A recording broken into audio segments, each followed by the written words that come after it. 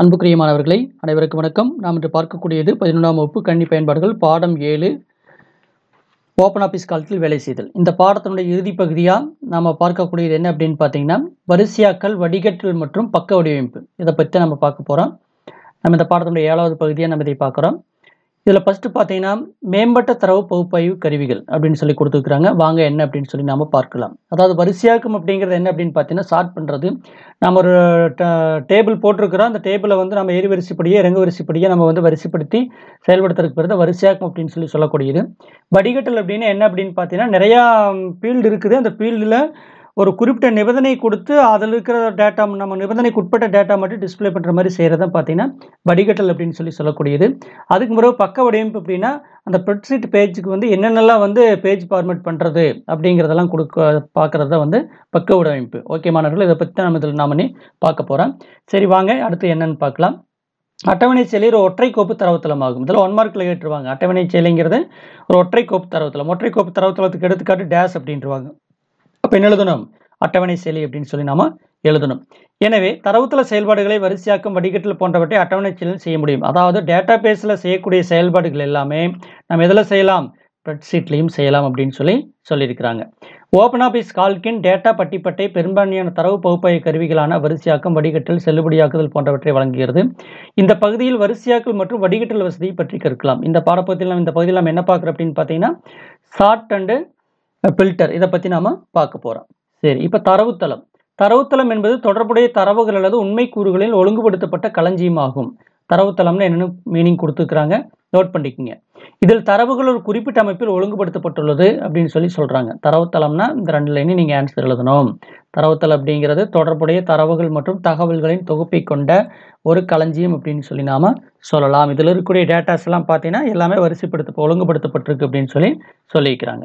Okay, இது வந்து student data base கொடுத்துருக்குறாங்க. சீரியல் நம்பர், கிளாஸு, குரூப் கோடு, ஸ்டூடெண்ட் நேமு, ஜெண்டர், டேட்டா பர்த்து, அடுத்தது கம்யூனிட்டி கொடுத்துருக்குறாங்க. அடுத்தது ரிலீஜன் கொடுத்துருக்குறாங்க.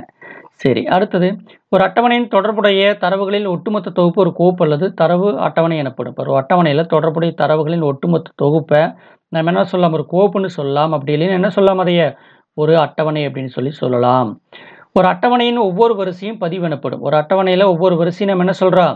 ரெக்கார்டெல்லாம் பதிவு அப்படிங்கிறோம். இது தரவுத்தளத்தின் மொத்த தரவுகளின் தொகுப்பாகும். ஒரு தரவு அட்டவணையின் ஒவ்வொரு நெடுவரிசையும் புலம் எனப்படும். நெடுவரிசையில் என்ன சொல்கிறோம்னா ஃபீல்டு அப்படின்னு சொல்கிறோம். இது வந்து குறிப்பிட்ட வகை சார்ந்த தரவின் தொகுப்பாகும் அப்படின்னு சொல்லியிருக்கிறாங்க.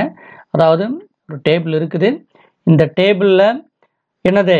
இதெல்லாம் வந்து ரோ, ரெக்கார்டு அப்படின்னு சொல்கிறோம். இதில் வந்து காலம், இதை என்ன சொல்கிறோம்னா ஃபீல்டு அப்படிங்கிறோம். இப்போ நேமு, குரூப்பு, தமிழ், இங்கிலீஷ் இதெல்லாம் இருக்குது பார்த்தீங்களா? இதில் என்னது? ஃபீல்டு.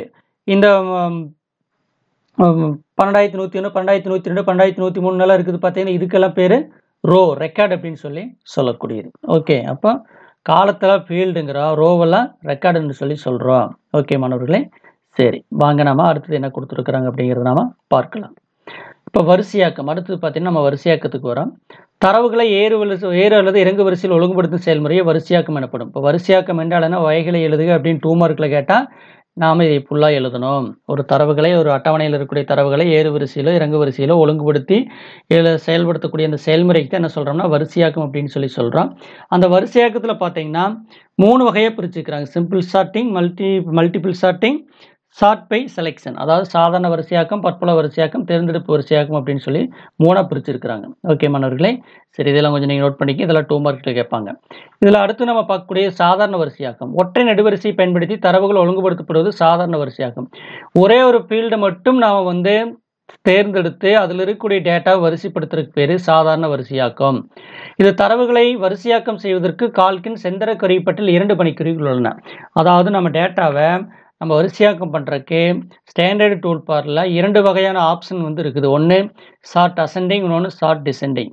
ஓகே, A to Zன்னு இருக்குது, Z to Aன்னு இருக்கும். இது வந்து A to Zனா ஏறு வரிசையில் எழுதுறது, Z to Aன்னு இறங்கு வரிசையில் எழுதுறது. ஓகே, இது வந்து சிறியது முதல் பெரியது வரை, இது பெரியது முதல் சிறியது வரை அப்படின்னு சொல்லுவாங்க. ஓகே, நம்ம வரிசையாக்கம் செய்யறதுக்கு 2 வழிமுறைகள் இருக்குது. ஒன்று ஷார்ட் அசெண்டிங், இன்னொன்று ஷார்ட் டிசெண்டிங் அப்படின்னு சொல்லக்கூடியது. இப்போ ஸ்டூடெண்ட் நேம்ங்கிறத அவன் என்ன சொல்கிறான்னா ஃபீல்டு அப்படின்னு சொல்கிறான், புலம்னு சொல்கிறான்.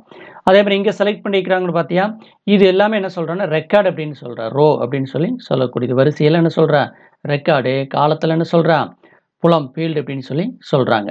அடுத்து தரவுகளை வரிசையாக்குதல். இப்போ ஃபஸ்ட் என்ன பண்ணோம்னா வரிசையாக்கம் செய்யப்பட வேண்டிய புலத்தில் நுண்ணறை சுட்டி இருத்தவும். நாம் எந்த ஃபீல்டை வந்து நாம் வரிசையாக்கம் செய்யணுமோ அதில் என்ன பண்ணோன்னு நாம் வந்து செல் பாயிண்டரை வைத்து கொள்ள வேண்டும். அதற்கு பிறகு வச்சுட்டு அடுத்து என்ன பண்ண சொல்கிறான் பாருங்க, இங்கே வந்து செல் பாயிண்டர் வச்சுட்டான். இப்போ ஸ்டூடெண்ட் நேமில் செல் பாயிண்டர் வச்சாச்சு. Place the sell pointer anywhere in name காலம் வச்சாச்சு. அடுத்தது செந்தர குறிப்பட்டியில் ஷார்ட் அசெண்டிங் அல்லது ஷார்ட் டிசெண்டிங் பண்ணிக்குறி கிளிக் செய்ய சொல்கிறான். அப்போ என்ன பண்ண சொல்கிறான், ஃபஸ்ட்டு வந்து இந்த ஃபீல்டில் செல் பாயிண்டர் வைக்க சொல்லியாச்சு. அதுக்கு பிறகு என்ன சொல்கிறான், இதுதான் வந்து A to Z, Z to Aன்னு இருக்குது பார்த்தீங்கன்னா, இதுதான் வந்து short ascending sort descending icon. இதை கிளிக் பண்ண சொல்கிறான்.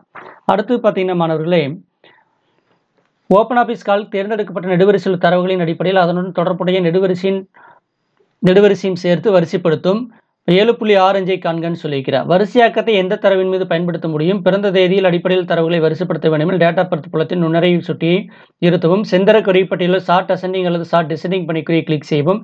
இப்போது வயது மூப்பின் அடிப்படையிலான வரிசையாக்கம் செய்யப்படும். நம்ம எந்த ஃபீல்டுக்கு வேணாலும் நம்ம என்ன பண்ணலாம், வரிசையாக்கம் செய்யலாம். இதெல்லாம் கொஞ்சம் நீங்கள் நோட் பண்ணிக்கங்க. அடுத்து மாணவர்களே, பற்புல வரிசையாக்கம். ஒன்றுக்கு மேற்பட்ட புலத்தின் அடிப்படையை கொண்டு வரிசையாக்கம் செய்யப்படுவது பற்புல வரிசையாக்கம் என்று பெயர். இதில் 1 மார்க்கில் கேட்டுருவாங்க, 2 மார்க்கில் இது இம்பார்ட்டன்ட் தான். அதாவது பற்புல வரிசையாக்கம் அப்படிங்கிறது என்ன அப்படின்னு பார்த்தீங்கன்னா, ஒரு அட்டவணையில் ஒரே நேரத்தில் ஒன்றுக்கு மேற்பட்ட பதிவுகளை வந்து வரிசைப்படுத்தும் செயல்முறைக்கு நம்ம என்ன சொல்கிறோம் அப்படின்னு பார்த்தீங்கன்னா மல்டி சார்ட் அப்படின்னு சொல்கிறோம். ஓகே, அதை தான் இந்த இடத்துல சொல்லியிருக்கிறாங்க. ஓகே, வாங்க என்ன அப்படின்னு சொல்லி பார்க்கலாம். இதில் பார்த்தீங்கன்னா மேலே கொடுக்கப்பட்ட அட்டவணைத்தல் பல்வேறு பாடப்பிரிவுகள் மற்றும் வகுப்புகளின் பயின்று வரும் 20 மாணவர்களின் தரவுகள் கொடுக்கப்பட்டுள்ளது. இந்த அட்டவணையை பாடப்பிரிவு மற்றும் பெயர் ஆகிய 2 புலங்களின் அடிப்படையில் வரிசையாக்கம் செய்ய பற்புல வரிசையாக்கம் பயன்படுத்தப்படுகிறது அப்படின்னு சொல்லிக்கிறாங்க. ஓகே, இப்போ பார்த்தீங்கன்னா நேம் வைஸாகவும் குரூப் கோடு வைஸாக வந்து நாம் என்னது வரிசைப்படுத்துகிறோம். அதாவது ஒரு ஃபீல்டை மட்டும் நம்ம வரிசைப்படுத்தணும், அது வரிசையாக்கம். ஒன்றுக்கு மேற்பட்ட ஃபீல்டு, இப்போ குரூப் கோடையும் ஸ்டூடெண்ட் நேமே இரண்டையும் சேர்த்து நம்ம வரிசையாக்கம் செஞ்சோம்னா அதுக்கு பேர் தான் வந்து மல்டிபிள் சார்ட் அப்படின்னு சொல்லக்கூடியது. ஓகே மாணவர்களே, இந்த மாதிரி தான் வந்து நாம் வரிசையாக்கத்தை செய்கிறோம். அடுத்து பார்த்தீங்கன்னா தரவுகளை பற்புல வரிசையாக்கம் எப்படி செய்கிறது அப்படிங்கிறது சொல்லிக்கிறாங்க. இப்போ என்ன சொல்கிறேன் அப்படின்னு பார்த்தீங்கன்னா, டேட்டாங்கிற மெனுவில் போயிட்டு ஷார்ட் அப்படிங்கிற ஆப்ஷனை சூஸ் பண்ண சொல்கிறாங்க. அப்போ ஷார்ட் டயலாக் பாக்ஸ் வந்து டிஸ்பிளே ஆகும். அதில் ஷார்ட் பை அப்படிங்கிறதுல கீழறங்கு பெட்டின்னு, அதாவது ட்ராப் டவுன் லிஸ்ட் பாக்ஸ் வந்து அங்கே டிஸ்பிளே ஆகும். அதில் பார்த்தீங்கன்னா நம்ம என்ன ஃபீல்டை வரிசைப்படுத்த நினைக்கிறோமோ அந்த ஃபீல்டை வந்து நம்ம சூஸ் பண்ணிக்கணும். அதில் அசெண்டிங் டிசெண்டிங் இருக்குது, அதை சூஸ் பண்ணிக்கணும். ஓகே, அதில் ரேடியோ பொத்தான் தான் அந்த அசெண்டிங் டிசெண்டிங் ஐக்கான் அந்த ஆப்ஷன் வந்ததில் இடம்பெற்றிருக்கும். அதுக்கு பிறகு ரெண்டாவது என்ன ஃபீல்டை நாம் வரிசைப்படுத்தணுமோ அந்த ஃபீல்டை வந்து நாம் சூஸ் பண்ணிவிட்டு அது வந்து அசெண்டிங் டிசெண்டிங் அப்படிங்கிறத நம்ம முடிவு பண்ணணும். அதுக்கு பிறகு ஓகே பொத்தானை கிளிக் பண்ணிங்கன்னா நம்ம வந்து ஒன்றுக்கு மேற்பட்ட ஃபீல்டுகளை வந்து நாம் வரிசையாக்கம் செய்ய முடியும். அதுக்காகத்தான் இந்த ஷார்ட் டயலாக் பாக்ஸ் இங்கே கொடுத்துருக்குறாங்க. ஷார்ட் பையில் ஸ்டூடெண்ட் நேமே அசெண்டிங் ஆர்டரில் வரிசைப்படுத்துகிறோம். அடுத்து இன்னொரு இதில் மொத்தமாக 3 ஃபீல்டு மட்டும்தான் நம்ம வரிசைப்படுத்த முடியும். ஓகே, அதுக்கடுத்து பார்த்தீங்கன்னா நாம் குரூப் கோட் வைஸாக வந்து வரிசைப்படுத்தலாம். அடுத்து வேறு சப்ஜெக்ட் வைஸாக கூட நம்ம என்ன பண்ணிக்கலாம், வரிசைப்படுத்தலாம். மொத்தம் 3 மெத்தேடில் தான் வந்து நாம் வரிசைப்படுத்த முடியும். இதை கொடுத்துட்டு நம்ம என்ன பண்ணுறோம் அப்படின்னு பார்த்தீங்கன்னா ஓகே பொத்தானை கிளிக் பண்ணிங்கன்னா நம்மளுக்கு ஒன்றுக்கு மேற்பட்ட ஃபீல்டுகள் வந்து வரிசையாக்கம் செய்யப்பட்டிருக்கும். அடுத்து பார்த்தீங்கன்னா தேர்ந்தெடுப்பு வரிசையாக்கம். அட்டவணை தலையில் குறிப்பிட்ட புலத்தில் உள்ள தரவுகளை மட்டும் வரிசையாக்கம் செய்ய முடியும். ஆனால் இந்த வகை வரிசையாக்கம் பொதுவாக பரிந்துரைக்கப்படுவதில்லை அப்படிங்கிற ஒரு அட்டவணைத்தாளில் குறிப்பிட்ட ஃபீல்டில் இருக்கக்கூடிய டேட்டா மட்டும் வரிசைப்படுத்துறது தான் வந்து என்னது தேர்ந்தெடுப்பு வரிசையாக்கம் அப்படின்னு சொல்கிறாங்க. இதை அவ்வளவா வந்து பயன்படுத்துறது இல்லை அப்படின்னு சொல்லியிருக்கிறாங்க. ஓகே, இதை கொஞ்சம் நோட் பண்ணிக்கங்க. அதாவது ஏன் அப்படின்னு பார்த்தீங்கன்னா, ஒரு குறிப்பிட்ட புலத்தில் உள்ள தரவுகளை மட்டும் வரிசையாக்கம் செய்யும்போது அதனுடன் தொடர்புடைய மற்ற புலங்களின் தரவுகள் வரிசையாக்கம் பெறுவதில்லை. இப்போ ஒரு ஃபீல்டை மட்டும் செலக்ட் பண்ணிட்டு நம்ம வரிசையாக்கம் பண்ணோம்னா மற்ற ஃபீல்டில் வந்து எனது வரிசையாக்கம் மாறுறதில்லை அப்படின்னு சொல்லிக்கிறாங்க. இதை மனசில் வச்சுட்டு தான் என்ன பண்ணிக்கிறாங்க பார்த்தீங்கன்னா இதையெல்லாம் பயன்படுத்துறதில்லை அப்படின்னு சொல்லிக்கிறாங்க. அடுத்து மாணவர்களே, தரவுகளுக்கு தேர்ந்தெடுப்பு வரிசையாக்கத்தை எப்படி செய்கிறது அப்படிங்கிறதையும் கொடுத்துருக்குறாங்க. ஃபஸ்ட்டு வந்து வரிசையாக்கம் செய்யப்பட வேண்டிய ஃபீல்டை வந்து நம்ம செலக்ட் பண்ணிக்கணும். அதுக்கு பிறகு ஸ்டாண்டர்ட் டூல் பாரில் போயிட்டு ஷார்ட் அசெண்டிங் அல்லது ஷார்ட் டிசெண்டிங் ஐக்கானை வந்து நம்ம சூஸ் பண்ணிக்கலாம். அப்படி இல்லைன்னா டேட்டா மெனுவில் போயிட்டு ஷார்ட்டுங்கிற கட்டளை கூட நம்ம தேர்வு செஞ்சுக்கலாம். அதுக்கு பிறகு ரேஞ்சை கொடுக்குறோம். அதுக்கு பிறகு என்ன சொல்கிறோம் பார்த்தீங்கன்னா, ஷார்ட் ரேஞ்சில் உரையாடல் பெட்டி வந்து 2 தேர்வுகளை கொண்டு இருக்கும். அதில் பார்த்தீங்கன்னா extend selection and current selection அப்படின்னு இருக்குது. இதை நோட் பண்ணிக்கிங்க. ஷார்ட் ரேஞ்சுங்கிற அதாவது ஷார்ட் உரையாடல் பெட்டியில் ஷார்ட் ரேஞ்சுங்கிற ஆப்ஷனில் நம்ம ஷார்ட் பண்ணும்போது ஏன்னா 2 ஆப்ஷன் இருக்குது. ஒன்று எக்ஸ்டெண்ட் செலெக்ஷன், இன்னொன்று வந்து கரண்ட் செலெக்ஷன் அப்படின்னு சொல்லியிருக்குது. ஓகே, இப்போ எக்ஸ்டெண்டட் செலெக்ஷனுக்கு நாம் கொடுத்துட்டு அப்படின்னா நாம் ஒரு ஃபீல்டை வரிசைப்படுத்தும் போது அதனுடைய தொடர்புடைய அனைத்து பதிவுகளுமே மாறுபட்டிருக்கும். அதுக்கு பயன்படுத்தக்கூடியது இந்த எக்ஸ்டெண்டட். கரண்ட் செலெக்ஷன் அப்படின்னா நீங்கள் எந்த ஃபீல்டை வந்து செலக்ட் பண்ணி வரிசைப்படுத்துகிறீங்களோ அந்த ஃபீல்டு மட்டும்தான் வரிசைப்படுத்தப்படும். மற்ற அதனோட தொடர்புடைய மற்ற நெடுவரிசைகள் எதுவுமே வந்து மாற்றமடையாது. அதுக்கு தான் வந்து கரண்ட் செலெக்ஷன் அப்படின்னு சொல்லக்கூடியது. இதெல்லாம் நோட் பண்ணி வைத்துக்கொள்ள வேண்டுமானவர்களே. இதெல்லாம் உங்களுக்கு கேட்பாங்க. ஓகே, சரி, நாம் இப்போ வந்து நாம் ஷார்ட் பண்ணுறதை பற்றி நாம் பார்க்கலாம். வாங்க நாம் எப்படி ஷார்ட் பண்ணுறது அப்படிங்கிறத பார்க்கலாம். அடுத்த மாணவர்கள் இங்கெல்லாம் ஃபீல்டு பார்த்தீங்கன்னா பேரெல்லாம் வந்து இங்கே இடம் பார்த்தாத அடுத்த லைனில் வந்துருக்குது.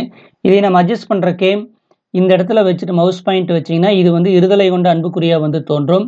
இதில் மவுஸை வச்சுட்டு இங்கே இப்படியே ட்ராக் பண்ணிங்கன்னா என்ன ஆயிரும், நேம் ஃபீல்டு மட்டும் அதிகரிக்கிறது நாம் பார்க்க முடியும். ஓகே, சரி, இப்போ மாணவர்களை இங்கே பார்த்தீங்கன்னா அது இப்போ வரிசையாக அதிகமாக இருக்குது பாரு. இந்த மாதிரி நம்ம ஃபீல்டெல்லாம் கண்ணா பின்னா இருக்குது வச்சுங்க, ஒரு மாதிரி இருக்குது பாருங்க. இது ஒரு அகலத்தில் இருக்குது. ஓகே, இது ஒரு அகலத்தில் இருக்குது. இந்த மாதிரி மாறி இருக்குது அப்படின்னா இதையெல்லாம் நம்ம வரிசைப்படுத்துறதுக்கு நம்ம என்ன பண்ணிக்கிறோம் அப்படின்னா ஃபார்மெட்டில் போயிட்டு ரோவில் போயிட்டு ஹைட்டு நாம் எல்லாம் ஈவனாக கொடுத்துக்கிறோம். ஓகே, கொடுத்துட்டு ஓகே கொடுத்தீங்கன்னா அனைத்து ரோவும் வந்து என்ன ஆயிரும், ஒரே மாதிரி ஈவனான உயரத்தில் வந்து இடம்பெற்றிருக்கும். ஓகே, இப்போ ஃபார்மெட்டில் போயிட்டு ரோவில் ஹைட் கொடுக்குறோம். கொடுத்துட்டு பாருங்கள் ஓகே கொடுத்தீங்கன்னா ரோனுடைய ஹைட் எல்லாம் ஒரே மாதிரி இருக்கும். அதே மாதிரி காலத்தினுடைய அகலம் வந்து ஒரே மாதிரி இருக்கணும் அப்படின்னா அதே மாதிரி ஃபார்மெட்டில் போயிட்டு காலம் வித் அப்படிங்கிற ஆப்ஷன் சூஸ் பண்ணிட்டு இதில் நாம் என்ன பண்ணிக்கலாம், நெடுவரிசையினுடைய அகலத்தை எல்லாம் ஒரே அளவுள்ளதாக மாற்றிக்கலாம். இப்போ பார்த்தீங்கன்னா ஒரே அளவில் தான் மாறும். நம்மளுக்கு தேவைப்பட்ட என்ன பண்ணிக்கலாம், மறுபடியும் நம்ம அட்ஜஸ்ட் பண்ணிக்கலாம். ஓகே, எனக்கு இவ்வளோ ரெஜிஸ்டர் நம்பருக்கு தேவையில்லைன்னா என்ன பண்ணிக்கலாம், ரெஜிஸ்டர் நம்பர் ஃபீல்டு மட்டும் நாம் கம்மி பண்ணிக்கலாம். ஓகே, இந்த மாதிரியெல்லாம் நாம் என்ன பண்ணிக்கலாம், ஃபீல்டு வந்து நாம் அட்ஜஸ்ட் பண்ண முடியும். இப்படி நீங்கள் செலக்ட் பண்ணிட்டு கூட நீங்கள் என்ன பண்ணிக்கலாம் அப்படின்னு பார்த்தீங்கன்னா நம்ம ஃபீல்டினுடைய அகலத்தெல்லாம் வந்து நாம் அட்ஜஸ்ட் பண்ண முடியும். ஓகே, ஆமாம். ஓகே மாணவர்களே, இது எப்படி மாற்றுறது அப்படின்னு சொல்லி பார்த்தீங்களா? சரி, அடுத்து பார்த்தீங்கன்னா மாணவர்களே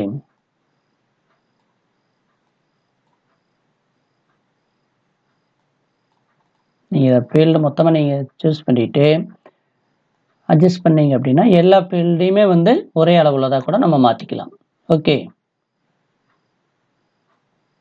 சரி, இப்போ வரிசையாக்கம் செய்யறதுக்கு நம்ம வரிசையாக்கம் செய்யப்பட வேண்டிய ஃபீல்டை வந்து நம்ம செலக்ட் பண்ணிக்கணும். ஓகே, இப்போ நேம் வந்து நம்ம வரிசையாக்கம் செய்கிறோம்னா நேம் ஃபீல்டை சூஸ் பண்ணிக்கணும். ஓகே, சூஸ் பண்ணிவிட்டு என்ன பண்ணுறோம், இங்கே பார்த்தீங்கன்னா அசெண்டிங் ஐக்கான் இருக்குது. ஸ்டாண்டர்ட் டூல் பாரில் அசெண்டிங் ஐக்கான் இருக்குது. இப்போ நேம் எல்லாம் ஏறு வரிசையில் எழுதப்படும். பாரு, கிளிக் பண்ணுறேன். இது எல்லாமே அல்பபெட்டிக்கில் மாறி இருக்குன்னு பாருங்கள். இதில் எக்ஸ்டெண்ட் செலெக்ஷன், கரண்ட் செலெக்ஷன் இருக்குது. எக்ஸ்டெண்ட் செலெக்ஷன் கொடுத்தனா இதனுடைய தொடர்புடைய ஃபீல்டு அத்தனையுமே சேஞ்சஸ் ஆகிருக்கும். ஓகே, எல்லா ஃபீல்டுமே நேமுக்கு தகுந்த மாதிரி அந்தந்த நேமுக்கு என்னென்ன ஃபீல்டு இருக்குதோ அதனோட தொடர்புடைய ஃபீல்டு இருக்குதோ மார்க் இருக்குதோ அது எல்லாமே சேஞ்ச் ஆகிருக்கும். ஓகே, இப்போ எக்ஸ்டெண்ட் கொடுக்குறோம் பாருங்கள். ஓகே, நேம் எல்லாம் அல்பபெட்டிக்கல் இருக்குது. அதே மாதிரி குரூப் கோடு, அந்த சப்ஜெக்ட் மார்க்கு, ஆவரேஜ், டோட்டல் எல்லாமே அவங்களுக்கு மாறி இருக்கும். இதே ஆப்ஷனில் நான் என்ன பண்ணுறேன் அப்படின்னு பார்த்தீங்கன்னா பாருங்கள், இப்போ நான் வந்து ஷார்ட் அசெண்டிங் கொடுக்குறேன். எக்ஸ்டெண்ட் செலெக்ஷனுக்கு பதிலாக கரண்ட் செலெக்ஷன் கொடுத்து அப்படின்னா இந்த பேர் மட்டும்தான் அசெண்டிங் ஆர்டரில் மாறி இருக்கும் ஒழியோ குரூப் கோடோ மற்ற மார்க்கோ டோட்டல் ஆவரேஜில் மாறி இருக்காது. பாருங்கள், இது மட்டும்தான் மாறி இருக்குது. குரூப் கோடெல்லாம் மாறி இருக்குதா, மாறல. சப்ஜெக்ட் மார்க் எதுவுமே மாறல. அதனால தான் இந்த முறை வந்து பரிந்துரைக்கிறது இல்லை அப்படின்னு சொல்கிறாங்க. சரி, அடுத்தது மாணவர்களே குரூப் கோடு வைஸாக கூட நம்ம வந்து வரிசைப்படுத்தலாம். வாங்க.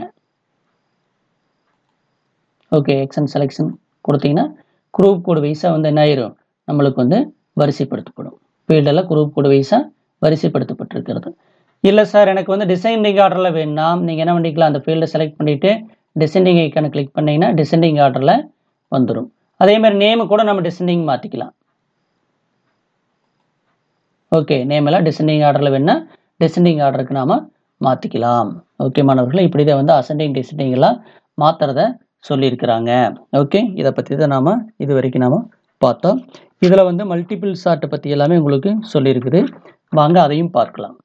இப்போ பாருங்கள், டேட்டாவுக்கு போகிறீங்க, ஷார்ட் கொடுத்தீங்கன்னா இது வந்து ஷார்ட் டயலாக் பாக்ஸ் டிஸ்பிளே ஆயிரும். இதில் குரூப் கோடு ஷார்ட் பேயில் 3 ஆப்ஷனை தான் நம்ம பயன்படுத்த முடியும். அதில் குரூப் 1 சூஸ் பண்ணிக்கலாம். அதுக்கு அடுத்தது நேம் சூஸ் பண்ணிக்கலாம். ஓகே, குரூப் வந்து அசெண்டிங் கொடுத்துக்கலாம், நேமும் அசெண்டிங் கொடுத்துக்கலாம்.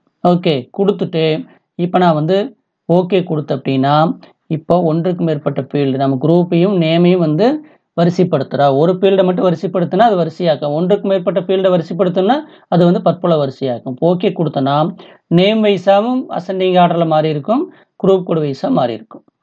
பார்த்தீங்கன்னா தெரியும்.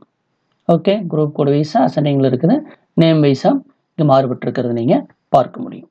ஓகே மாணவர்களே, இந்த மாதிரி தான் வந்து நம்ம என்ன பண்ணுறோம், மல்டிபிள் சார்ட் எல்லாம் வந்து நாம் பயன்படுத்துகிறோம். மறந்துடாதீங்க, இதெல்லாம் உங்களுக்கு ரொம்ப இம்பார்ட்டன்ட். ஓகே, அப்போ நாம் வந்து பற்பல தரவுகளை பற்பல வரிசையாக்கம் செய்யணும்னா டேட்டாங்கிற மெனுவில் போயிட்டு ஷார்ட் ஆப்ஷனை நாம் சூஸ் பண்ணணும். ஓகே, இதுலேயே கொடுத்துருந்தாங்க உங்கள் புக்லேயே. இதில் 3 தேர்வுகளை மட்டும்தான் நாம் பயன்படுத்த முடியும். ஓகே, ஆமாம், இந்த மல்டிபிள் சார்ட் பொறுத்த வரைக்கும் எத்தனை முறையில் தான் நம்ம பயன்படுத்த முடியும்? பற்பல வரிசையாக்கம். பாருங்கள், 3 புலங்களின் அடிப்படையில் மட்டுமே தரவுகளை பற்பல வரிசையாக்கம் செய்ய முடியும். ஓகே, நோட் பண்ணிக்கங்க இதெல்லாம். சரி, இதெல்லாம் உங்களுக்கு கொஸ்டினில் கேட்கறதுக்கு வாய்ப்புகள் இருக்கிறது. ஓகே மாணவர்களே, இப்போ வரிசையாக்கம்னா என்னென்னு நீங்கள் தெரிஞ்சிருப்பீங்க. Very simple. ஃபீல்டை சூஸ் பண்ணிக்கிறீங்க, சூஸ் பண்ணிவிட்டு ஷார்ட் அசெண்டிங் ஷார்ட் டிசெண்டிங் இதை கொடுத்துக்குங்க. அப்படி இல்லை அப்படின்னாலும் நீங்கள் டேட்டாவில் போய் கூட ஷார்ட்டில் என்ன பண்ணிக்கலாம், கொடுத்துக்கலாம். ஓகே, கொடுத்தீங்கன்னா அதே ஆப்ஷன் தான் இங்கேயும் வரும். ஓகேவா மாணவர்களே, பாருங்கள், டேட்டாவில் போய் கூட நம்ம ஷார்ட் கொடுத்துக்கலாம். பாருங்கள், கொடுத்துட்டு எக்ஸ்டன் செலெக்ஷன் கொடுத்துட்டு இங்கே அசெண்டிங்கா குரூப் மட்டும் ஒரு ஃபீல்டை கூட நம்ம செலக்ட் பண்ணிக்கலாம். அசெண்டிங் கொடுத்தீங்கன்னா எக்ஸ்டன் கொடுத்ததுனால ஷார்ட் அசெண்டிங் அப்படிங்கிறது நம்மளுக்கு இங்கே மாறி இருக்குது. ஓகே மாணவர்களே, குரூப் கோடு வைஸாக அசெண்டிங் ஆர்டரில் மாறிக்கிறது நம்ம பார்த்தோம். சரி, அடுத்தது நம்ம பார்க்கக்கூடியது ஃபில்டரிங், அதாவது வரிசையாக்கம். அதாவது இது வரைக்கும் பார்த்தோம் நம்ம வரிசையாக்கம் பார்த்தோம். இனி நம்ம பார்க்கக்கூடியது வடிகட்டல் பார்க்குறோம். அதாவது ஒரு டேபிள் இருக்குது, டேபிள் நிறைய கண்டென்ட் இருக்குது, நம்மளுக்கு அத்தனை டேட்டா நம்மளுக்கு தேவையில்லை, ஸ்க்ரீன் ஃபுல்லாக கவர் ஆகிருக்கிற மாதிரி இருக்குது, நம்மளால பார்க்க முடியலைன்னா பர்டிகுலர் டேட்டா மட்டும் பார்க்குறதுக்காக இந்த வடிகட்டல் முறை வந்து பயன்படுத்தப்படுகிறது. ஓகே, ஆமாம், பாருங்க, சில குறிப்பிட்ட தரவுகளை மட்டும் திரையில் தோன்ற செய்யும் செயல்முறை வடிகட்டல் என்று பெயர். இதெல்லாம் நோட் பண்ணிக்க, 2 மார்க்கில் கேட்டு வடிகட்டல் என்றால் என்னன்னு கேட்பான். ஓகே, ஒரு அட்டவணையில் குறிப்பிட்ட தரவுகளை மட்டும் நம்ம பார்க்கணும் அப்படின்னு அதுக்கு பயன்படுத்தக்கூடிய முறை வடிகட்டல், ஃபில்டர். ஒரு அட்டவணை தாளில் உள்ள தரவுகளின் ஒரு குறிப்பிட்ட நிபந்தனை நிறைவு செய்யும் தரவுகளை மட்டும் திரையில் தோன்ற செய்யும் வடிகட்டல் வசதி பயன்படுகிறது. கொடுக்கப்படும் நிபந்தனைக்கு பொருந்தாத மற்ற தரவுகள் மறைக்கப்படும். நாம் எந்த நிபந்தனைக்கு நாம் கொடுக்கலையோ அந்த நிபந்தனைக்கு பொருந்தாத தகவல்கள் என்னாகும், மறைக்கப்பட்டு விடும். அதைத்தான் இதில் ஃபில்டரிங்கில் வந்து நாம் இதில் கொடுத்துருக்குறாங்க. சரி, அடுத்தது மாணவர்களே,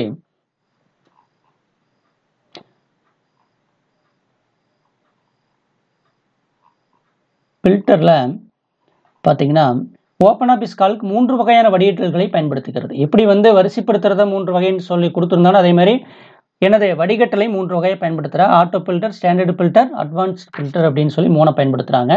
இதில் தானியங்கி வடிகட்டல் வசதி ஒரு புலத்தில் உள்ள தரவுகளில் மீண்டும் மீண்டும் வரும் ஒரே மாதிரியான தரவுகளை மட்டும் உருப்படிகளாக கொண்ட ஒரு கீழறங்கு பெட்டி அந்த நெடுவரிசையின் தலைப்பில் தோன்றும் அப்படின்னு சொல்லியிருக்கிறாங்க. ஓகே, ஆமாம், திரும்ப திரும்ப வரக்கூடிய தரவுகளை மட்டும் வந்து கீழறங்கு பெட்டி மூலமாக வந்து நெடுவரிசையினுடைய தலைப்பில் வந்து தோன்றும் அப்படின்னு சொல்லியிருக்கிறாங்க. இது வந்து தானியங்கி வடிகட்டல், ஆட்டோ ஃபில்டர் அப்படின்னு சொல்லக்கூடியது.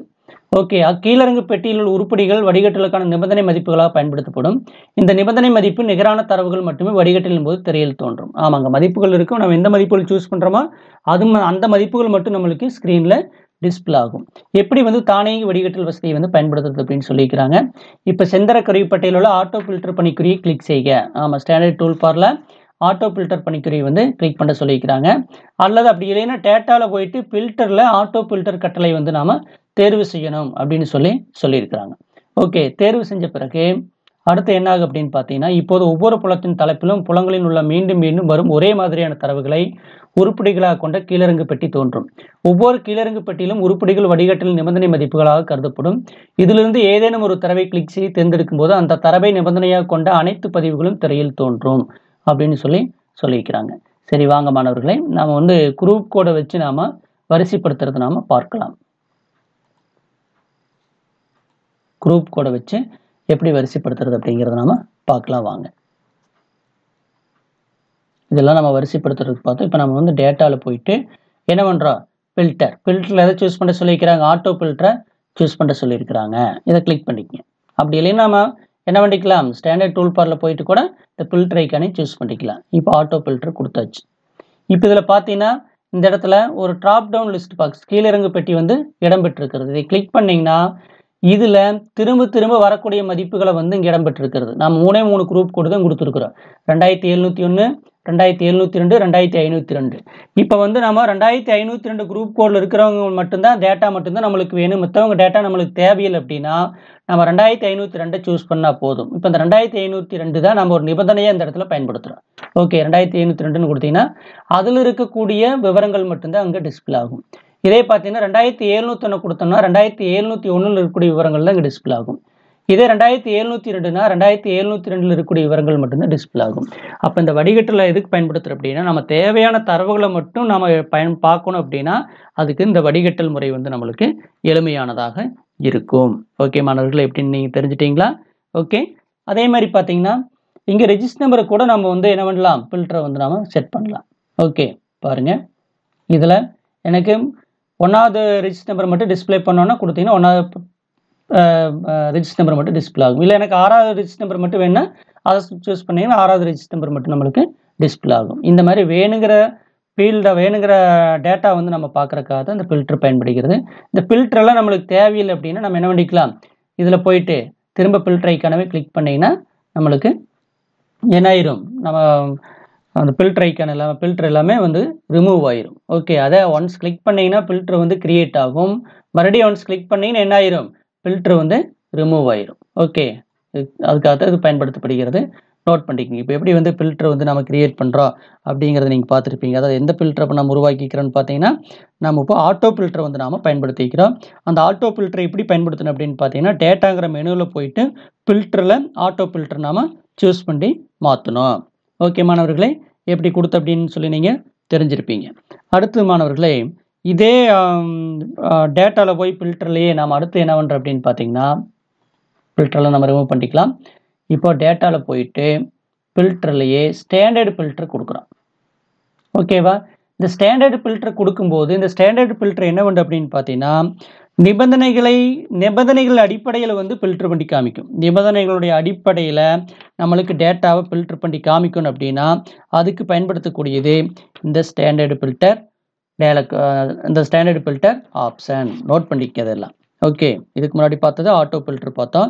இனி பார்க்கக்கூடியது ஸ்டாண்டர்ட் ஃபில்டர் பற்றி நாம் பார்க்க போகிறோம். ஓகே மாணவர்களே, இந்த ஸ்டாண்டர்ட் ஃபில்டர் பற்றி நம்ம பார்க்கலாம். இப்போ எனக்கு வந்து பார்த்தீங்கன்னா இதை நம்ம சப்ஜெக்ட் மார்க் வச்சுக்கலாம். இப்போ எக்ஸாம்பிள் பார்த்தீங்கன்னா இதில் இங்கே ட்ராக் பண்ணி எழுத்து வச்சுக்கலாம். எனக்கு கம்ப்யூட்டர் அப்ளிகேஷன் மார்க் அதை எடுத்துக்கலாம். இங்கே சூஸ் பண்ணிங்கன்னா எல்லா ஃபீல்டு இங்கே காமிக்கும். கம்ப்யூட்டர் அப்ளிகேஷன் இதில் கண்டிஷன் கொடுக்குறோம். இந்த கண்டிஷன் ஈக்குவல்ட்டுன்னு வருது பார்த்தீங்களா, இதில் கண்டிஷன் கொடுக்குறோம். இந்த கண்டிஷனில் நம்ம என்ன கொடுக்குறோம் அப்படின்னு பார்த்தீங்கன்னா greater than or equal to அப்படி கொடுத்துக்கலாம். கிரேட்டர் தான் ஈக்குவல் டு 17 கொடுத்துக்கலாம். Okay, greater than equal to 70 அல்லது கிரேட்டர் தான் ஈக்குவல் டு 19 கொடுத்துக்கலாம். இப்போ 90க்கு மேலே இருக்கிற மார்க் மட்டும் எனக்கு எடுத்து கொடுக்கணும் அப்படின்னா நம்ம என்ன பண்ணிக்கலாம், நிபந்தனையை செக் பண்ணிக்கலாம். சிஏ மார்க் ஃபீல்டு நேம் என்னது, இந்த சிஏங்கிற ஃபீல்டு. அடுத்து என்ன பண்ணுறோம் அப்படின்னு பார்த்தீங்கன்னா அதில் condition greater than equal to கொடுத்துருக்குறோம். வேல்யூ என்ன கொடுக்குறோம், 90க்கு மேலே இருக்கிற மார்க் மட்டும் எனக்கு சிஏ மார்க் டிஸ்பிளே பண்ணணும் அப்படின்னா அப்போ நம்ம நிபந்தனை கொடுத்தாச்சு. இப்போ ஓகே கொடுக்குறோம் பாருங்கள். இப்போ 90க்கு மேலே இருக்கிற மதிப்பெண் மட்டும் நம்மளுக்கு ஃபில்டர் பண்ணி காமிக்கும். பார்த்தீங்களா, இப்போ சிஏ மார்க்கு மொத்தம் நம்ம 10 ஸ்டூடெண்ட் கொடுத்துருந்தோம். அதில் 90 மார்க்கு மேலே இருக்கக்கூடிய மாணவர்களுடைய விவரங்களை மட்டுமே இங்கே வந்து டிஸ்பிளே பண்ணியிருக்குது. இந்த மாதிரி பயன்படுத்துறதுக்கு பேர் தான் இந்த ஸ்டாண்டர்ட் ஃபில்டர் வந்து பயன்படுத்தப்படுகிறது.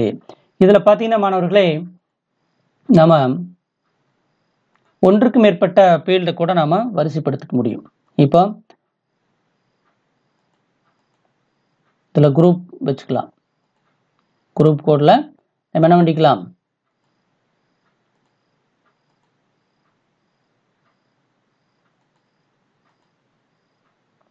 $2702 மட்டும் டிஸ்பிளே பண்ணிக்கலாம். ஓகே, அதுக்கு அடுத்தது அண்டு என்ன பண்ணுறோம், அடுத்து என்ன பண்ணுறோம் அப்படின்னு பார்த்தீங்கன்னா நாம் இப்போ தமிழ் மார்க் வச்சுக்கலாம். தமிழ் மார்க்கில் 90க்கு மேலே எத்தனை பேர் இருக்கிறாங்கன்னு வச்சுக்கலாம். Greater than R equal to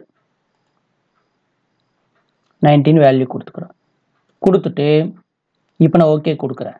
அதாவது குரூப் கூட 2702 தான் இருக்கிறவங்கள மட்டும்தான் டிஸ்பிளே பண்ணும். ஆனால் என்ன பண்ணும், 90 மார்க் மேலே இருக்கிறவங்கள தான் டிஸ்பிளே பண்ணும். 90க்கு மேலே இருக்கிறவங்கள. இப்போ ஓகே கொடுக்குறேன். இப்போ பார்த்தீங்கன்னா தமிழ் மார்க்கினுடைய அடிப்படையில் வரிசைப்படுத்தி இருக்குது. என்ன இருக்குது, 2702 குரூப் கோடில் இருக்கிறவங்கள 90க்கு மார்க் மேலே யாரெல்லாம் தமிழ் இருக்கிறாங்களோ அவங்களுடைய விவரங்களை மட்டுங்க டிஸ்பிளே பண்ணியிருக்குது. இந்த மாதிரி எல்லாம் வந்து ஒன்றுக்கு மேற்பட்ட என்னது ஃபில்டர் கூட இதில் நாம் கொடுத்துக்கலாம். அதுக்கு பயன்படுத்தக்கூடியது ஸ்டாண்டர்டு ஃபில்டர், மறந்துடாதீங்க. ஓகே மாணவர்களே, இப்படியெல்லாம் நாம் என்ன பண்ணலாம், வரிசைப்படுத்த முடியும். ஓகே, இது ஸ்டாண்டர்டு ஃபில்டருக்கு கொடுக்கப்பட்டிருக்கக்கூடிய ஆப்ஷன்ஸ். ஓகே மாணவர்களே, அடுத்தது பார்த்தீங்கன்னா பக்க வடிவமைப்பு. ஓகே, எங்கள் புக்கில் நிறைய அதுக்கு விவரங்கள் கொடுத்துருக்குறாங்க. இதை நான் உங்களுக்கு எக்ஸ்பிளைன் பண்ணிட்டு போயிடுறேன், வாங்க பார்க்கலாம். ஆட்டோ ஃபில்டர் நீக்கிறதுக்கெல்லாம் நம்ம ஏற்கனவே சொன்னால் அந்த ஐக்கான் மேலே ஒன்ஸ் கிளிக் பண்ணிங்கன்னா அதில் ரிமூவ் ஆயிரும். அடுத்து செந்தர வடிகட்டி பற்றி தான் நம்ம இப்போ சொல்லியிருந்தோம். தானியங்கி வடிகட்டில் ஒரு புலத்தின் தரவை மட்டும் வடிகட்டலின் நிபந்தனை மதிப்பாக எடுத்துக்கொள்ளும். சில நேரங்களில் ஒன்றுக்கு மேற்பட்ட நிபந்தனைகளின்படி தரவுகளை வடிகட்ட வேண்டிய நிலை ஏற்படும். அதுபோன்ற சூழ்நிலைகளில் செந்தர வடிகட்டல் பயனுள்ளதாக இருக்கும். அதாவது ஒன்றுக்கு மேற்பட்ட ஃபீல்டுகளையும் நம்ம ஃபில்டர் பண்ணணும் அப்படின்னா அதுக்கு பயன்படுத்தக்கூடிய மெத்தேடு இந்த செந்தரல் வடிகட்டி, ஸ்டாண்டர்டு ஃபில்டரை பயன்படுத்துகிறோம். ஓகே, செந்தர வடிகட்டியை பயன்படுத்தல் பார்த்தீங்கன்னா டேட்டாவில் போய் ஃபில்டரில் ஸ்டாண்டர்டு ஃபில்டர் சூஸ் பண்ணுறீங்க. ஸ்டாண்டர்டு ஃபில்டர் உரையாடல் பெட்டி தோன்றும். அதில் வந்து ஸ்டாண்டர்ட் ஃபில்டர் உரையாடல் பெட்டியில் ஃபீல்டு நேமில் வந்து நம்ம வந்து என்ன ஃபீல்டு அங்கே நம்ம டேபிளில் கொடுத்துருக்கோம் அந்த ஃபீல்டில் டிஸ்பிளே ஆகும். நம்ம வரிசை அதாவது ஃபில்டர் பண்ண வேண்டிய ஃபீல்டை செலக்ட் பண்ணிக்கிறோம். அதுக்கு பிறகு கண்டிஷனில் கிரேட்டர் தானே, லெஸ் தான் equal to, greater than equal to அப்படிங்கிற அந்த ஆப்ரேட்டர்லாம் நம்ம கொடுத்துக்கிறோம். அதுக்கு பிறகு மதிப்பு கொடுக்குற வேல்யூங்கிறதுல மதிப்பு கொடுக்குறோம். ஓகே, அதுக்கு பிறகு என்ன பண்ணுறோம் அப்படின்னு பார்த்தீங்கன்னா ஆப்ரேட்டர் இன்னொரு ஃபீல்டையும் நம்ம சூஸ் பண்ணுறோம்னா அதில் வந்து நம்ம என்ன பண்ணிக்கலாம், அண்டு ஆர் ஆப்ரேட்டரை வந்து நம்ம பயன்படுத்திக்கலாம். பயன்படுத்திட்டு ஓகே கொடுத்தோம்னா என்ன ஆயிரும், அந்த பர்டிகுலர் ஃபீல்டு மட்டும் நம்மளுக்கு என்ன ஆகும், ஃபில்டர் பண்ணி நம்மளுக்கு டிஸ்பிளே பண்ணிக்கிறத பார்க்க முடியும். அதை இந்த இடத்துல சொல்லியிருக்கிறாங்க, வேற ஒன்றும் இல்லை. ஓகே, ஃபில்டரை வேணாலும் என்ன பண்ணிக்கலாம், நாம ரிமூவ் ஃபில்டரில் போய் நம்ம டேட்டாவில் ஃபில்டர் ரிமூவ் ஃபில்டர் கொடுத்தீங்கன்னா என்ன ஆயிரும், ரிமூவ் ஆயிரும். ஓகே மாணவர்களே, அதை இங்கே சொல்லியிருக்கிறாங்க. வேணால் மறுபடியும் ஒரு டைம் கூட நம்ம பார்க்கலாம் வாங்க. இப்போ வந்து என்ன சொல்கிறா, குரூப் சூஸ் பண்ணிட்டோம். அது பார்த்தீங்கன்னா 3 குரூப் தான் இருக்குது. இப்போ 2502 மட்டும் இருக்கிற மாதிரி வச்சுக்கலாம். அதுக்கு அடுத்தது நிபந்தனையில் அண்டு யூஸ் பண்ணிக்கிறோம். இதில் பார்த்தீங்கன்னா நம்ம இப்போ காமர்ஸ் மார்க் வச்சுக்கிறோம். இதில் காமர்ஸ் மார்க்கில் நம்ம என்ன பண்ணுறோம் அப்படின்னு பார்த்தீங்கன்னா 90 கீழே இருக்கிறவங்க மட்டும் டிஸ்பிளே ஆகிற மாதிரி வச்சுக்கலாம். லெஸ் தேன் ஓகே 19 வச்சுக்கலாம். ஓகே, இப்போ ஓகே கொடுக்குறோம். என்ன இருக்குன்னா 90 கீழே காமர்ஸில் என்னது ஒரே ஒருத்தன் தான் 2502 குரூப் கோடில். ஓகே, இந்த மாதிரியெல்லாம் நாம் ஃபில்டர் பண்ணிக்கலாம். ஓகே, அடுத்தது பார்த்தீங்கன்னா இதுலேயே வந்து இந்த ஃபில்டரை ரிமூவ் பண்ணுறதுக்கு ரிமூவ் ஃபில்டர் ஆப்ஷன் டேட்டாலேயே போயிட்டு ஃபில்டரில் ரிமூவ் ஃபில்டர் கொடுத்தீங்கன்னா நம்ம ஃபில்டர் பண்ணது பழைய வரைக்கும் இந்த அட்டவணை வந்து டிஸ்பிளே ஆகும். ஓகே மாணவர்களே, அடுத்தது நம்ம பார்க்கக்கூடியது என்ன அப்படின்னு பார்த்தீங்கன்னா உங்கள் புக்கில் கொடுத்துருக்கக்கூடியது பக்க வடிவமைப்பு.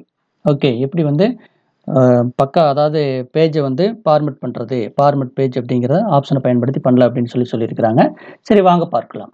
ஓகே, இதில் பார்த்தீங்கன்னா நம்மளுக்கு கொடுக்கப்பட்டிருக்கிறது அட்டவணைத்தாள் பக்க வடிவமைப்பு ஃபார்மெட் பேஜ் கட்டளை தேர்வு செய்ய வேண்டும். ஆமாம், அட்டவணைத்தாளை வந்து வடிவமைப்பு செய்யணும் அப்படின்னா ஃபார்மெட்டில் போய் பேஜுங்கிற ஆப்ஷனை சூஸ் பண்ணணும். அதில் ஹெட்டர் தொகுதி தலைப்பை உருவாக்க பயன்படுகிறது, புட்டர் தொகுதி அடிக்குறிப்பை உருவாக்க பயன்படுகிறது. ஹெட்டர் புட்டரெல்லாம் வந்து இதில் கொடுத்துக்கலாம் அப்படின்னு சொல்லியிருக்கிறாங்க. இதை வந்து பேஜ் டெயில் டயலாக் பாக்ஸ் இதெல்லாமே நம்ம ஓப்பன் ஆஃபீஸ் ரேட்டில் இதை பற்றியெல்லாம் நம்ம சொல்லியிருக்கிறோம். Organiser, page, border, background, header, footer, சீட்டெல்லாம் நம்ம சொல்லியிருக்கிறோம். ஓகே மாணவர்களே, இதை இங்கே கொடுத்துருக்குறாங்க. சரி வாங்க என்ன அப்படின்னு சொல்லி நாம பார்க்கலாம். ஃபார்மெட்டில் என்ன சொல்லியிருக்குது, பேஜ் டெயில் டயலாக் பாக்ஸ் வந்துருச்சு. இதில் பேஜில் வந்து பார்த்தீங்கன்னா பேப்பர் ஃபார்மேட் A4 ஓகே, இதில் வேணுங்கிறது சூஸ் பண்ணிக்கலாம். A3 B6 B4 லெட்டரா லீகலா அப்படிங்கிறதெல்லாம் நாம் சூஸ் பண்ணிக்கலாம். அதுக்கு அடுத்தது அகலம். ஓகே, நம்ம அந்த பேப்பர்னுடைய அகலம் என்ன, ஓகே பார்த்தீங்கன்னா நாம் எவ்வளவு சென்டிமீட்டரில் வேணும் இதெல்லாம் வந்து நம்ம யூசர்லாம் இங்கே பாருங்கள், இதை அட்ஜஸ்ட் பண்ணோன்னே யூசருங்கிறது ஃபார்மெட்டுக்கு மாறிடுச்சு. நம்ம சைஸ்க்கு வந்து நம்ம என்ன பண்ணிக்கிற ஸ்டைலுக்கு மாறிக்கிறோம். அடுத்து ஓரியன்டேஷன், இந்த பக்க அமைப்பு போர்ட்ரேட்டில் வேணுமா லேண்ட்ஸ்கேப்பில் வேணுமா. அகலம் அதிகமாக இருக்கணும் அப்படின்னா லேண்ட்ஸ்கேப் கொடுக்கணும், உயரம் அதிகமாக இருக்கணும்னா போர்ட்ரேட்டில் கொடுக்கணும். பாருங்கள், இதை சூஸ் பண்ணோன்னே மாறிக்கிறது நீங்கள் பார்க்க முடியும். போர்ட்ரேட் சூஸ் பண்ணோன்னே அகலம் குறைவாக இருக்குது, உயரம் அதிகமாக இருக்குது. அதாவது நீளம் அதிகமாகும், அகலம் குறைவாக இருக்குது. பக்கத்தின் நீளம் அகலத்தை விட அதிகமாக இருந்தால் போர்ட்ரேட்டு. லேண்ட்ஸ்கேப்புங்கிறது பக்கத்தின் நீளம் அகலத்தை விட குறைவாக இருந்தால் லேண்ட்ஸ்கேப். ஓகே, இது வந்து பேஜில் இருக்குது. அதே மாதிரி மார்ஜின் லெஃப்ட்டில் எவ்வளோ வேணும், ரைட்டில் எவ்வளோ வேணும், டாப் பாட்டம் எல்லாம் நாம் சூஸ் பண்ணிக்கலாம். இல்லை சார் எனக்கு டாப்பில் வந்து இன்னும் மார்ஜின் வந்து நிறையா வேணும் அப்படின்னா அட்ஜஸ்ட் பண்ண இதெல்லாம் நீங்கள் மாறுபடுறது பார்க்க முடியும், பார்த்தீங்கன்னாவே தெரியும். ஓகே, அதே மாதிரி ஃபார்மெட்டு இதில் வந்து லேஅவுட் செட்டிங்ஸில் பேஜ் லேஅவுட்டில் என்னென்ன வேணும், ரைட் அண்ட் லெஃப்டா எது வேணாலும் நாம் சூஸ் பண்ணிக்கலாம். அதுக்கு அடுத்தது பார்டர் வேணாலும் கொடுத்துக்கலாம். இதுக்கு என்ன வகையான பார்டர்ஸ் வேணும், ஓகே, டபுள் கோட் வேணுமா, டபுள் லைன் வேணுமா, சிங்கிள் லைன் வேணுமா, எல்லாமே ஸ்டைல் கொடுத்துக்கலாம். பேக்ரவுண்ட் வேணாலும் பேக்ரவுண்ட் கலரெல்லாம் நம்ம கொடுத்துக்கலாம். ஹெட்டர் வேணுன்னா ஹெட்டரான் சூஸ் பண்ணிக்கலாம். ஃபுட்டர் வேணா ஃபுட்டரான். சீட் அப்படிங்கிறது என்ன அப்படின்னு பார்த்தீங்கன்னா, நாம் இதை ஃபார்மெட் பண்ணும்போது நம்ம அதாவது பிரிண்ட் எடுக்கும்போது இந்த சீட்டு வந்து நம்மளுக்கு எல்லாம் இந்த இருக்கிற மாதிரியே கட்டங்களோடையே நம்மளுக்கு பிரிண்ட் அவுட் வேணும் அப்படின்னா நம்ம அந்த ஃபார்மெட்டில் போயிட்டு பேஜில் போயிட்டு சீட்டில் கிரிட்டை கிளிக் பண்ணணும். ஓகே, சூஸ் பண்ணிவிட்டு ஓகே கொடுத்து அப்படின்னா நம்மளுக்கு இது பிரிண்ட் அவுட் வரும்போது எந்த ஃபார்மெட் எப்படி வரும் அப்படின்னு பார்த்தீங்கன்னா எல்லாமே கட்டங்களுடன் அச்சிடப்பட்டிருக்கும். இதை எப்படி பார்க்குறது அப்படின்னா ஃபைலில் போயிட்டு பேஜ் ப்ரிவியூ பார்க்கலாம். பார்த்தீங்களா எப்படி வந்திருக்குது, எல்லாமே கட்டங்களோட வந்திருக்குது. இப்போ கட்டங்கள் இல்லாமல் கூட வரலாம், அதையும் நம்ம எப்படிங்கிறது உங்களுக்கு சொல்கிறேன், வாங்க பார்க்கலாம். ஃபார்மெட்டில் பேஜ் சீட்டில் தான் இருக்குது, கிரிட்டை தூக்கி விட்டு ஓகே கொடுக்குறேன். இப்போ போய் நான் ப்ரிவியூ பார்க்குறேன், இங்கே எதுவுமே கட்டம் இல்லை. அப்போ ஒரு சீட்டு வந்து கட்டங்களோடு அச்சிடணும் அப்படின்னா ஃபார்மெட்டில் பேஜில் சீட்டில் கிரிட்டை டிக் பண்ணியிருக்கணும். அந்த செக் பாக்ஸ் என்ன பண்ணியிருக்கோம்னாமா டிக் அடிச்சிருக்கணும், மறந்துடாதீங்க. ஃபார்மெட்டில் பேஜில் என்ன பண்ணணும், சீட்டில் கிரிட்டை டிக் பண்ணாதான் கட்டங்களோட அச்சிடப்படும், மறந்துடாதீங்க மாணவர்களே. இதெல்லாம் 1 மார்க்களோட கேட்கலாம், 2 மார்க்களோட இந்த மாதிரி கொஸ்டின்ஸ்லாம் கேட்கலாம். ஓகே, இதையெல்லாம் கொஞ்சம் நீங்கள் தெளிவாக தெரிந்திருக்க வேண்டும். ஓகே மாணவர்களே, இதுதான் வந்து ஒரு பக்கத்தை வந்து வடிவமைக்கிறதுக்கு உண்டான மெத்தட். எப்படி வந்து நம்ம ஓப்பன் ஆஃபீஸ் ரைட்டரில் பார்த்தோமோ அதே மெத்தட் தான், வேறு ஒன்றும் கிடையாது. ஓகே, பக்கத்தை வந்து நாம் வடிவமைத்துக்கலாம். போர்ட்ரைட்டாக லேண்ட்ஸ்கேப்பாக எந்த வடிவத்துக்கு வேணாலும் நம்ம மாற்றிக்கொள்ளலாம். பேக்ரவுண்ட் வேணாலும் பேக்ரவுண்ட் கொடுத்துக்கலாம். ஓகே, இதை வந்து பக்க வடிவமைப்பு. இதை ப்ரிவியூ பார்க்குறதுக்கு தான் நம்ம என்ன சொல்கிறோம் அப்படின்னு பார்த்தீங்கன்னா பேஜ் ப்ரிவியூவில் போய் நாம் பார்த்துக்கலாம். பிரிண்ட் செட்டிங்ஸ் எல்லாம் ஏற்கனவே நான் உங்களுக்கு சொல்லியிருக்கிறேன். ஓகே, சரி. அதே மாதிரி இந்த டேபிளுக்கு நம்ம ஆட்டோ ஃபார்மெட் வேணாலும் கொடுத்துக்கலாம். அதே உங்களுக்கு போன கிளாஸ்லேயே நான் எப்படிங்கிறதெல்லாம் சொன்னேன், அதெல்லாம் கொஞ்சம் நீங்கள் பார்த்து தெரிந்து கொள்ள வேண்டும். ஓகே மாணவர்களே, அடுத்தது இதில் எல்லாம் மேக்ஸிமம் எல்லாமே நம்ம புக்கில் இருக்கிறது எல்லாமே நம்ம கவர் பண்ணி சொல்லியிருக்கிறோம். உங்களுக்கு ஏதாவது சந்தேகங்கள் இருந்தால் நீங்கள் எப்போ வேணாலும் கேட்டு நிவர்த்தி செய்து கொள்ளலாம். இத்துடன் இந்த பாடம் வந்து முடிவடைந்தது. மாணவர்களே, இந்த ஓப்பன் ஆஃபீஸ் ரைட்டரும் ஓப்பன் ஆஃபீஸ் கால்க்கும் தான் உங்களுக்கு கம்ப்யூட்டரினுடைய அடிப்படை அறிவை வளர்த்துக் கொள்வதற்குண்டான ஒரு பாடங்கள் அமைஞ்சிருக்குது.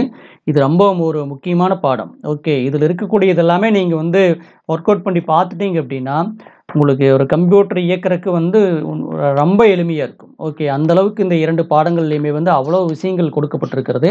மாணவர்களாகிய நீங்கள் உங்ககிட்ட இருக்கக்கூடிய லேப்டாப்லேயோ டெஸ்க்டாப்லேயோ இங்கே இருக்கக்கூடிய இந்த எக்ஸசைஸ் எல்லாமே நீங்கள் ஒர்க் அவுட் பண்ணி பார்க்கணும். இதில் ஏதாச்சும் உங்களுக்கு சந்தேகங்கள் ஏற்படக்கூடிய சூழ்நிலையில் நீங்கள் வந்து தொடர்பு கொண்டு நீங்கள் கேட்கலாம். ஏறக்குறைய இந்த 2 பாடங்களும் ஒரு 130 பக்கங்களுக்கு பக்கமாக இடம்பெற்றிருக்கிறது.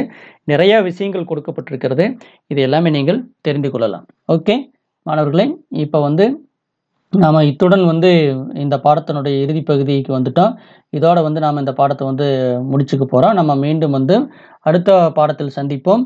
நன்றி மாணவர்களே, வணக்கம்.